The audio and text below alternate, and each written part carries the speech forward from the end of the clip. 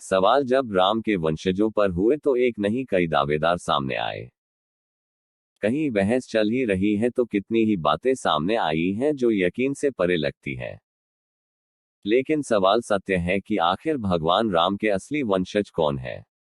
एक नजर दावों और उन बातों पर जो अब तक जो रिसर्च हुआ है।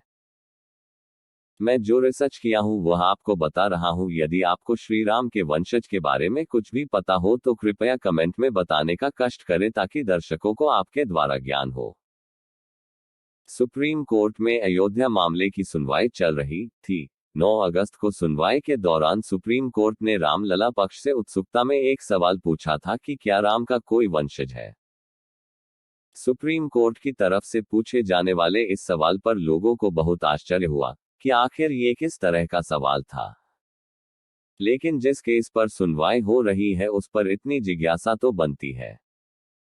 लेकिन सुप्रीम कोर्ट के इस सवाल पर आज उसी तरह के जवाब भी मिल रहे हैं। सवाल जब राम के वंशजों पर हुए तो एक नहीं कई दावेदार सामने आए। राजस्थान के राजपूतों में तो राम के वंशज होने पर बहस चल ही रही है। कई बातें और भी हैं जो यकीन से परे लगती है। लेकिन सवाल सत्य है कि आखिर भगवान राम के असली वंशज कौन है। एक नजर दावों और उन बातों पर जो अब तक जो रिसर्च हुए हैं। राजस्थान के राजसमंद से बीजेपी सांसद और जयपुर की पूर्व राजकुमारी दिया कुमारी का दावा है कि वह श्रीराम के बेटे कुश की वंशज है और कुश से उनका रजवाड़ा निकला है। दिया कुमारी ने एक पत्रावली के जरिए इसके सबूत भी पेश किए जिस पर अयोध्या के राजा श्री राम के वंश के सभी पूर्वजों का क्रमवार नाम लिखा हुआ है। इसी में 209वें वंशज के रूप में सवाई जयसिंह और 307वें वंशज के रूप में महाराजा भवानी सिंह का नाम लिखा हुआ है। साक्ष्य की बात करें तो राजकुमारी दिया कुमारी के पास ही राम के वंशज होने के प्रमाण मिलते हैं। श्री राजपूत करणी सेना के संयोजक लोकेंद्र सिंह कालवी ने दावा किया कि वह भगवान राम के बड़े पुत्र लव के वंशज हैं। वो सिसोदिया राजपूत हैं जो लव के वंशज माने जाते हैं। फिल्म पद्मावत का विरोध के वक्त भी उन्होंने इस बात के दावे किए थे। राजस्थान के मेवाड़ राजघराने ने भी भगवान श्रीराम के वंशज होने का दावा किया। मेवाड़ राजघराने के महेंद्र सिंह मेवाड़ ने भी दावा किया कि मेवाड़ राजपरिवार भगवान राम के पुत्र लव का वंशज है। मेवाड़ के पूर्व राजकुमार लक्ष्यराज सिंह मेवाड़ ने दावा करते हुए बताया था कि कर्नल जेम्स टॉड ने अपनी पुस्तक annuls and antiquities of Rajasthan में जिक्र किया था कि श्रीराम की राजधानी अयोध्या थी और उनके बेटे लव ने लवकोट यानी लाहौर बसाया था। जबकि लव के वंशज बाद में गुजरात से होते हुए आहार यानी मेवाड़ में आकर बस गए, जहां सिसोदिया राज्य की स्थापना हुई। पूर्व राजकुमार लक्ष्यराज सिंह मेवाड़ ने अपने दावे में कहा कि मेवाड़ का राज प्रतीक सूर्य है। श्री राम भी शिव के उपासक थे और मेवाड़ परिवार भी भगवान शिव का उपासक है। ये मेवाड़ आज श्रीराम के वंशज होने के दावे को प्रमाणित करता है। राजस्थान के कांग्रेस प्रवक्ता सत्येंद्र सिंह राघव ने भी खुद को राम के वंशज होने का दावा किया है।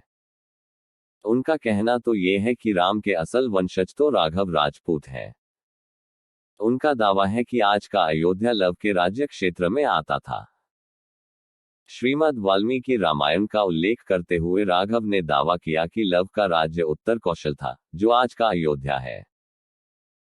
राघव का कहना है कि भगवान राम के दूसरे पुत्र कुश, जिनका वंशज अपने आप को जयपुर का पूर्व राजघराना बताता है, को दक्षिण कौशल राज्य मिला था।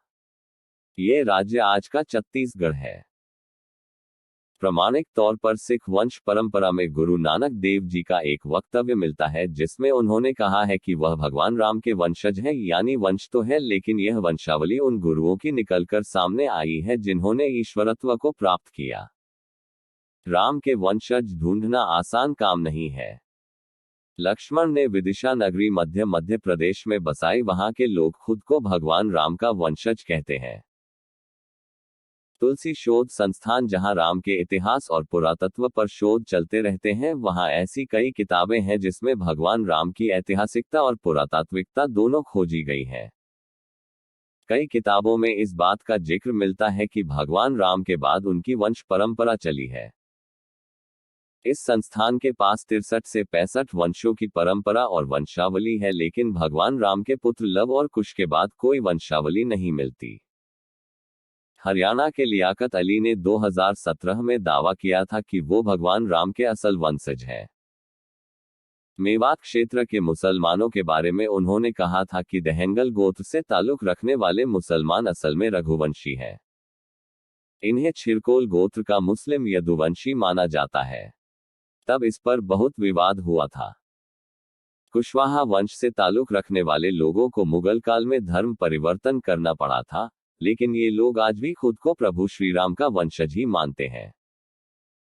राजस्थान के अलावा बिहार, उत्तर प्रदेश, दिल्ली समेत कई राज्यों में ऐसे कई मुस्लिम हैं जो राम के वंश से संबंध रखते हैं।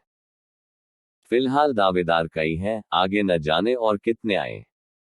लेकिन ये मसला ऐसा है कि इसकी डीएनए जांच भी नहीं की जा सकती। तथ्यों के नाम पर रामायण और पौराणिक ग्रंथों में लिखी बातें ही हैं। वंश कहां से शुरू हुआ और व्यक्ति किसका वंशज है, इसे जानने के तरीके भी पौराणिक हैं। हिंदू मान्यताओं में गोत्र और कुल का बड़ा महत्व है और यही दोनों निर्धारित भी करते हैं कि वंश वृक्ष कहां से शुरू हुआ। पहले वर्ण, जाति या समाज नहीं होते थे, पहले समुदाय, कुल और कुटुंब होते थे। कुल और कुटुंब के लोगों के कुल देवता या देवी होती थी। इससे कई पीढ़ियों के बाद में भी लोगों को ये पता होता था कि उनका कुल या कुल देवता का स्थान कहाँ है। गोत्र को वंश भी कहते हैं। यह एक ऋषि के माध्यम से शुरू होता है। आगे चलकर यही गोत्र वंश परिचय के रूप में समाज में प्रतिष्ठित हो गया। एक समान गोत्र वाले एक ही ऋषि परंपरा के प्रतिनिधि होने के कारण भाई बहन समझे जाते हैं।